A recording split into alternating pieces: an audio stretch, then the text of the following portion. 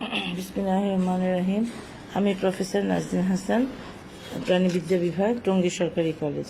আমি তোমাদেরকে আজকে অ্যানিলিডের ক্লাসিফিকেশন সম্পর্কে বলবো। অ্যানিলিডের ক্লাসিফিকেশন সম্পর্কে একটি কথা বলতেই হয়। ক্লাসিফিকেশন এক একজন এক এক রকমভাবে করতে পারে, সেটা কোনো অসুবিধা নেই। কিন্তু ক্লাসিফিকেশন লেখার আগে কারটা ফলো করা হয়েছে সেই তার নাম উল্লেখ করতে হবে। যেমন অনেকে ক্লাসিফিকেশনে অর্ডারের পরিবর্তে সাবক্লাস করে, সেটাও মানে সঠিক। আবার অনেকে ভাবতে পারে যে এখানে পর্যন্ত করতে বলেছে, আমি করিনি।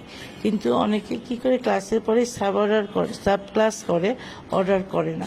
এটা তাদের বৈজ্ঞানিক গবেষণার উপরে নির্ভর করে, সেই জন্য এটা ভুলের কিছু না। আমি আজকে তোমাদের যে ক্লাসিফিকেশনটা দিচ্ছি সেটা হচ্ছে স্টেরার ইউসেঞ্জারের 1983 সালের এটা। আর তাছাড়া ফোবেলরও 1956 সালে এই ক্লাসিফিকেশনটা দিয়েছে। প্রথমে বলতে হয় অ্যানিলিডের ক্লাসিফিকেশনে যে অ্যানিলিডা পর্বের বৈশিষ্ট্য কী।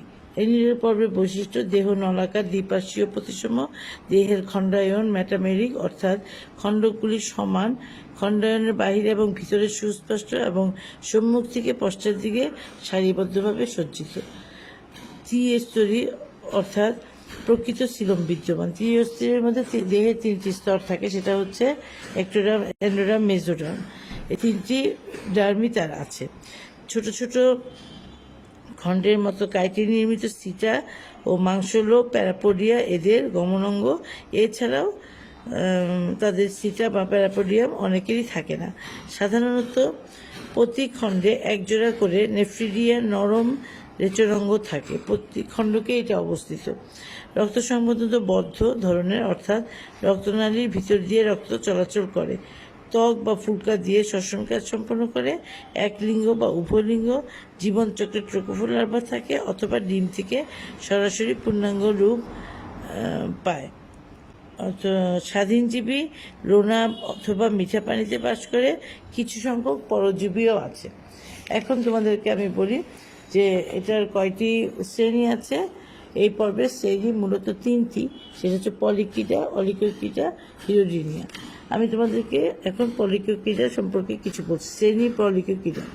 শ্রেণী পলিগোকিডার মধ্যে দেহ অসংখ্য খণ্ড নিয়ে গঠিত। খণ্ডগুলি ভিতরে এবং বাহিরে সুস্পষ্ট। দেহ খণ্ড গমনের জন্য সিটাযুক্ত প্যারাপোডিয়া বহন করে। সুনির্দিষ্ট মস্তকে কর্ষিকা এবং চক্ষু থাকে। ক্লাইটেরাম থাকে না। জীবনচক্রে ট্রোকোফোর লার্ভা দেখা যায়।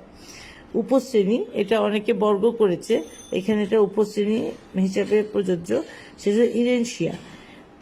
এটার বৈশিষ্ট্য হচ্ছে প্রথম এবং শেষ দেহখণ্ডক ব্যতীত সকল দেহখণ্ডক একই ধরনের, সকল প্যারাপোডিয়া একই ধরনের, গলবিল সংকোচন প্রসারণ ক্ষম ও এতে কাইটিন নির্মিত চোয়াল বা দাঁত থাকে, যেমন নিয়ান্থিস। তোমাদের এখানে উদাহরণগুলির বানান ঠিক হতে হবে, সেজন্য আমি বানানটা বলে দিচ্ছি। NEANTHES, নিয়ান্থিস, অথবা পলিনিও। এখন আসি উপশ্রেণী 2, সেডেন্টারিয়া। সেটা হচ্ছে, এটা উপশ্রেণীও হতে পারে আবার বর্গও হতে পারে, এক একজন এক এক রকম এটা লিখেছে। দেহের দুটি অংশ অথবা তৃতীয় অংশের দেহখণ্ডক ও প্যারাপোডিয়া একরকম নয়। পোস্টেমিয়াম অস্পষ্ট। গলবিলে চোয়াল থাকে না। এটি সংকোচন এবং প্রসারণক্ষম। এটার উদাহরণ হচ্ছে স্যাভেলা, SABELLA, স্যাভেলা। এরপরে আসো শ্রেণী। এখানে দুইটি মানে উপশ্রেণী আছে পলিকিটের। এখন আসি শ্রেণী অলিগোকিটা। শ্রেণী অলিগোকিটার বৈশিষ্ট্য হচ্ছে বাহির এবং ভিতর থেকে খণ্ডকগুলি সুস্পষ্ট। মস্তক অথবা প্যারাপোডিয়া থাকে না। গমনের জন্য প্রতি খণ্ডকে কিছু সংখ্যক সিটা থাকে। ক্লাইটেরাম নামক নির্দিষ্ট অঞ্চল আছে। উভলিঙ্গ প্রাণী। জীবনচক্রে লার্ভা দেখা যায় না। এটার বর্গ হচ্ছে প্লেসিওপেরা। অধিকাংশই জলজ। যে খণ্ডকে শুক্রাশয় থাকে সেই খণ্ডকে পুংজনন রন্ধ্র থাকে। শুক্রাশয় ধারণকারী খণ্ডকে শুক্রধারী থাকে অথবা কাছাকাছি থাকে।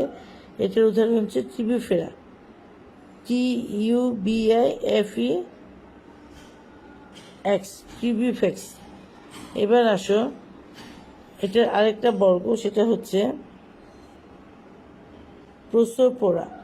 প্রসোপোরা অধিকাংশই জলজ পুংজননাঙ্গ রন্ধ্র শুক্রাশয় ধারণকারী খণ্ডকের অথবা দ্বিতীয় জোড়া শুক্রাশয় ধারণকারী খণ্ডকে অবস্থিত, অবশ্য যদি দুই জোড়া শুক্রাশয় থাকে। এটার উদাহরণ হচ্ছে ব্র্যাঙ্কিওভেলা, বানান হচ্ছে BRANCHIOBDELLA,